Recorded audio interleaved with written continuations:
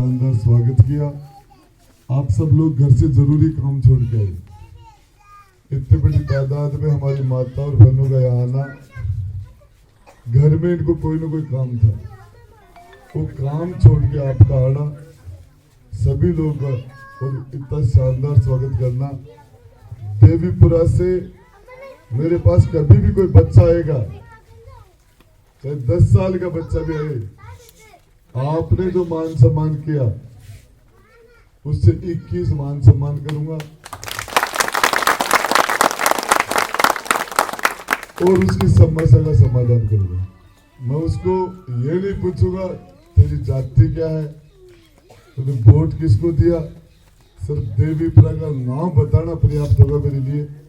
इसके साथ साथ आप लोगों ने जिन लोगों को 70 साल तक ताकत दी, 70 साल तक, आजादी के 78 साल पहले डॉक्टर भीमराव अंबेडकर साहब ने जो संविधान लिखा था, उस संविधान के जो सपने देखे थे, बाबा साहब ने सपना देखा था कि सारे लोग बराबर हो जाएंगे, न कोई ऊंचा होगा न कोई नीचा होगा, न गरीब और अमीर के बीच में फर्क मिट जाएगा, न जातिवाद रहेगा, न परिवारवाद चलेंगे, न ये ऐसे सपने देख के। और बाबा साहब ने हिंदुस्तान का संविधान, जब सारे लोग देश की आजादी का जश्न मना रहे थे, उस टाइम में बाबा साहब भीमराव अंबेडकर साहब पूरे रात दिन बैठ के और 3 साल तक, लगभग 3 साल तक अपने हाथ से, टाइपिंग नहीं कराई, अपने हाथ से देश का संविधान लिख रहे थे।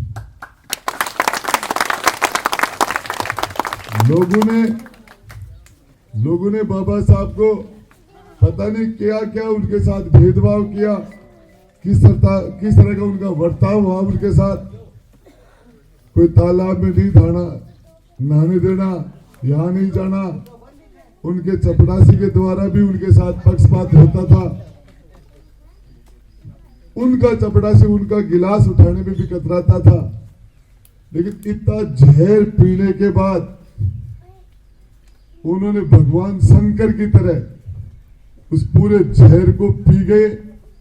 अपनी कलम में किसी भी समाज के प्रति, किसी भी व्यक्ति के प्रति एक जगह भी डॉट कोमा भी किसी के खिलाफ नहीं लिखा। ये उस विभूति की महानता थी। वो हिंदुस्तान के प्रधानमंत्री बनने के लिए सर्वश्रेष्ठ व्यक्ति थे।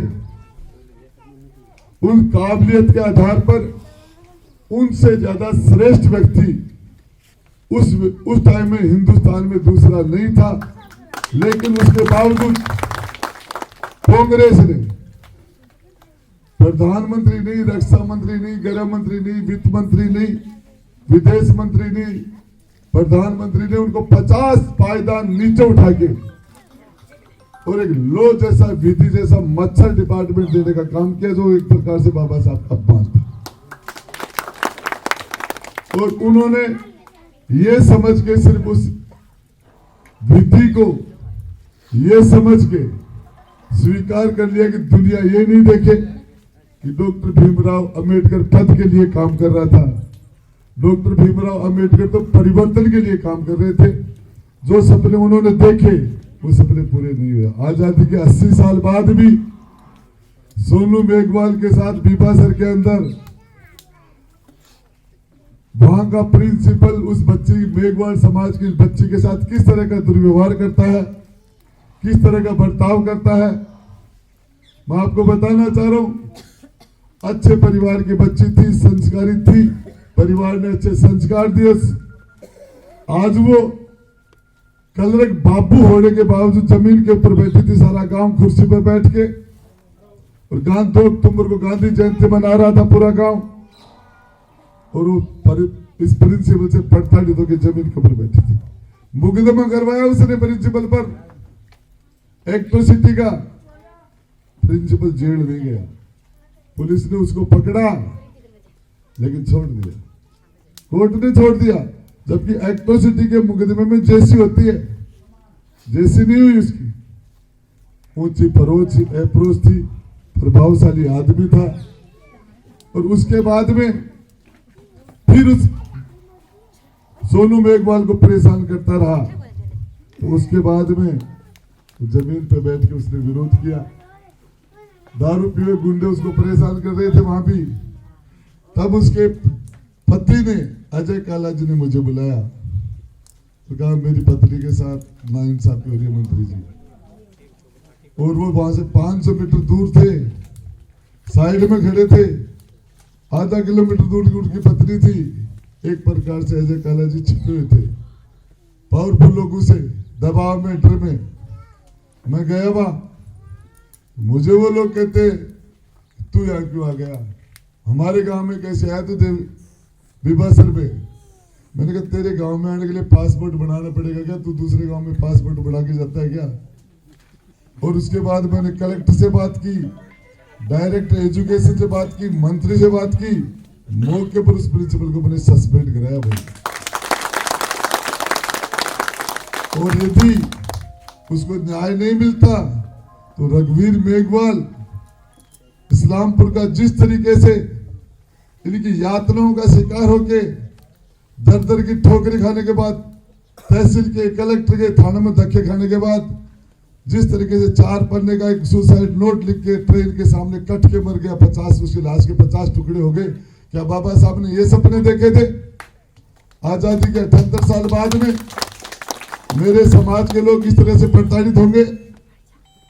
आजादी के 80 साल बाद में 75% मेरे समाज के लोग जिनको रहने के लिए, जिन घरों का पट्टा ही नहीं मिलेगा, जिन घरों में वो रह रहे हैं, क्या किया सरकारों ने? जिन लोगों को आपने ताकत दी उन्होंने आपको कमजोरी दी। जिन्होंने आप पार्टी के नाम से, जिन लोगों को आपने आसमान की ऊंचाई पर बैठाया, उन लोगों को आपको कमजोर करके जमीन पर बैठाने का काम किया। मैं बताना चाह रहा हूं मेरे देवीपुरा के मेरे साथियों से, आप पूछ लेना। ये हमारे गुड़ा से जगदीश जी बैठे, कमिश्नर साहब बैठे, या आपके लोकेश, जो आदमी मेरे संपर्क में आ गया, जो मेरे टच में है, वो आज घूम रहा है। ये मेरे गांव के जगदीश जी बैठे, जिस टाइम में आज से 40 साल पहले इनकी शादी हुई थी, मैं स्कूल में पढ़ता था, 3री 4थी क्लास में होगा मुश्किल से।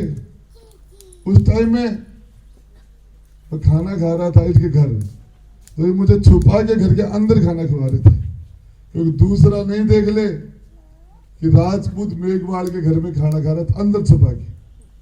उस टाइम वो पातल लेके मैं बीच में आके बैठ गया था। मेरी पातल के खाने की गांव में पंचायत हो गई थी, पंचायत हो गई थी।